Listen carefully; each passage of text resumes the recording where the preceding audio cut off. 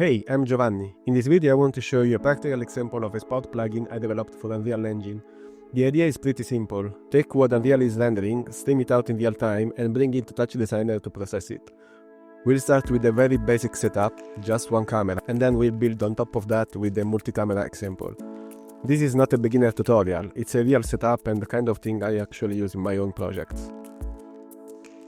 Before jumping into the setup, let me quickly show you the final result. Here, Unreal Engine is rendering a camera view. The image is sent out via Spout and received directly in TouchDesigner. In TouchDesigner, I'm applying some processing in real time, just as an example. This is the workflow I'm going to walk you through, step by step. Let's take 1 minute to understand how everything is connected. Unreal renders a camera. The plugin sends the image through Spout. TouchDesigner receives the stream and does whatever processing you need. Once this flow is clear, the rest of the setup becomes very easy. So let's start with the plugin installation. The file you download is a zip archive and inside you will find the plugin folder. That folder goes inside the plugins folder of your Unreal project. If the plugins folder does not exist, you can simply create it. In my case, the plugin is already there, so I'm just gonna replace the existing folder. After that, just restart Unreal Engine, and once Unreal Engine is back up, the plugin is ready to use. That's it, no extra steps here. Now let's move into Unreal Engine and set up the first example. I'm starting from a very simple level called Spout Sender, which is just a minimal scene used for this video. In this scene, I already have a camera placed and framed, and this is the view we want to stream basically.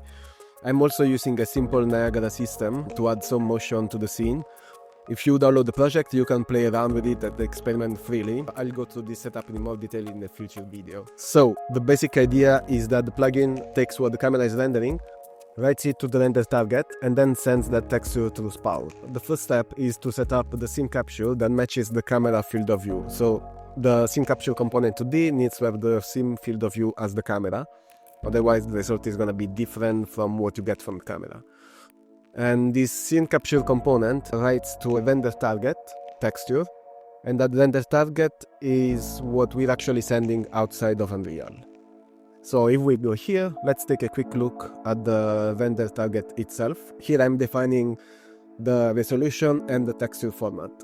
In this case, I'm using RGB because right now it gives the most reliable results with this workflow. Not all formats behave perfectly yet, so this is a good default to start with. Going back to the capture setup, the capture source here is set to final image HDR in linear working color space. Other capture mode can work as well, so feel free to experiment. In my case, I'm using this one because I need the final rendered image from Unreal. Okay, then once that's done, I move into the blueprint. This is where the render target is actually sent through the Spout using the plugin. There is no Spout component added to the camera here. Everything happens through a blueprint function called Spout Sender. You can find it directly in Blueprints by right-clicking and searching for the Spout Sender once the plugin is enabled. And from there you can simply call the function, and that's it. That's pretty much it. When you call it, the plugin automatically creates and initializes the Spout Sender if it doesn't already exist. So you don't have to manually set up anything here beforehand. In Spout Sender, we have 3 parameters, 3 arguments. There is the Spout name, is just the identifier that the external application, like TouchDesigner, used to find the stream. And with the Spout send texture from, you can choose what you want to send. You can choose between the texture render target 2D or the game viewport, which will send the entire viewport of the engine. And then here there is the Spout render target, which is the render target that we choose to send. The one eventually that we are gonna use with the scene capture component 2D here. So in this example, I'm sending just the render target, but you can also send game viewport depending on your needs. So let's switch to TouchDesigner, but first we set up something in Unreal. We go in the editor preferences and we just be sure that we type CPU and we uncheck this useless CPU in the background. Otherwise, when other softwares are on top of Unreal will just hang or will go very slow. So the first thing I want to show is how easy it is to receive the stream. The first thing I'm gonna do is play the Unreal level, and in TouchDesigner I'm simply gonna add a siphon spout in, and here I manually have to type the spout name, making sure it exactly matches the sender name coming from Unreal Engine. So what I'm gonna do is go in BP camera actor, scroll down, and there is the spout name I choose here. So if I just copy paste it, that's it. As soon as that's set, the image shows up immediately and updates in real time. So if I hit enter, you see the image from Unreal in real time in TouchDesigner. So once the stream is coming in, TouchDesigner treats it like any other input top. So from here you can process it however you want. Now I'm showing a small example project I put together for this demo. This is a very minimal setup as well.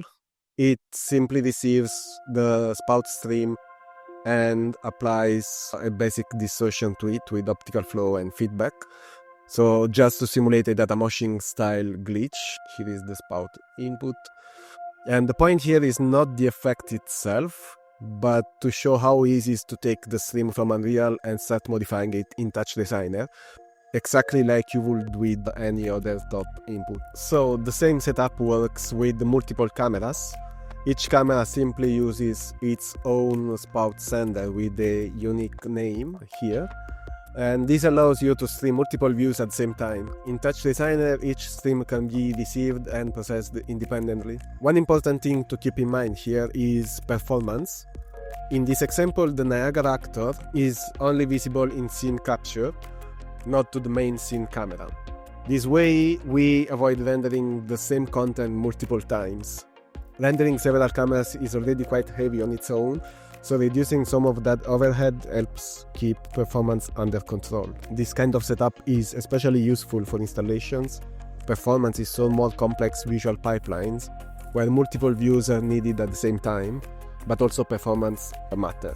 So before showing the example in TouchDesigner with multi-camera at the same time, I want to show one more thing here. I'm still using siphon spout with one top, and if I play in Unreal, now I have 3 streams in the same time from Unreal, each one with its own spout name: UE spout camera 1, camera 2, and camera 3.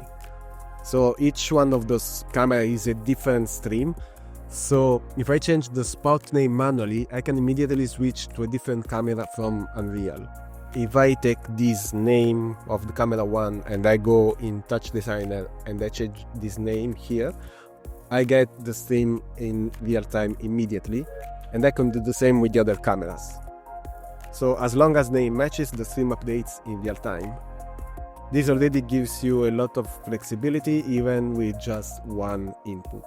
Now, instead of switching cameras one at a time, let's have a look at a setup where multiple views are received at the same time. So this is a very simple setup as well.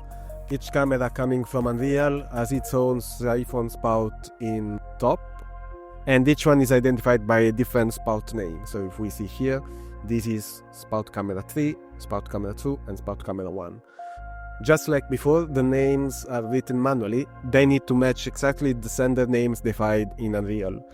Once the names match, each stream comes in independently. So from this point on, TouchDesigner treats each stream like a normal top input.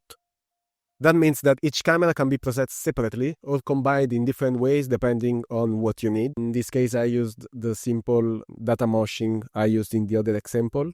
So you have complete freedom on this. This kind of setup is useful when you need multiple views at the same time, for example in installations or live performances. The important part is that from TouchDesigner's point of view, there is no real difference between a single camera and a multi-camera top. We're just working with more input tops. In some cases, you may want to bring an external image into Unreal Engine. This doesn't have to be an image coming from TouchDesigner. It can be an entire workflow where Unreal receives images from other software in real time. For this, the plugin also provides a spout receiver, which we are gonna see here. There is a spout receiver simple map that I'm showing here. So here we are receiving the image from TouchDesigner, but you can use any software. And just like with the sender, the receiver is used directly in the blueprints. There's a function that you can call from Blueprint called Spout Receiver, and as long as the Spout name matches the external sender, that's most of the setup. At a high level, the receiver lets you decide how the incoming image should be used inside Unreal. So inside the plugin, there are some blueprints example. If you go into them, you can find some documentation related to the blueprints. In this example here, I kept them for simplicity. But let's have a look at the Spout receiver, which takes a few arguments. The first one is the Spout name. As said before, it needs to match the sender name on the other software. And the second one is an input material. As said, you can also write the received stream into a texture. And for this to work, it needs to have a texture parameter whose name matches the parameter name you pass to the function here. So if we have a look at this material, it's a very simple material, unlit material in this case, and has a texture parameter with Spout texture name, which is the same name that needs to match here. So eventually you can just create a simple texture and you convert to parameter, you give a name, and then you use this as input here, and you can use it in any other map. So this makes it easy to receive multiple streams and route them to different texture slots inside the same material. And then you will have the material processed in output from the receiver. Alternatively, instead of using a material, you can also receive the stream directly into a render target. So you can also write different streams to different render target and use them in material or anywhere you need the image to be processed. This is useful if you want to process the texture further before using it, for instance. And that's it for this video. If you want to try the plugin yourself, you find all the relevant links in the description below. That includes the project repository, example files, and additional resources. And if you found this useful, consider liking the video and subscribing to the channel. It really helps, and it allows me to know that this kind of content is valuable to you. You can also find the plugin on my Patreon, where I share pre-built binaries and ongoing updates. And thanks a lot for watching, and see you in the next one.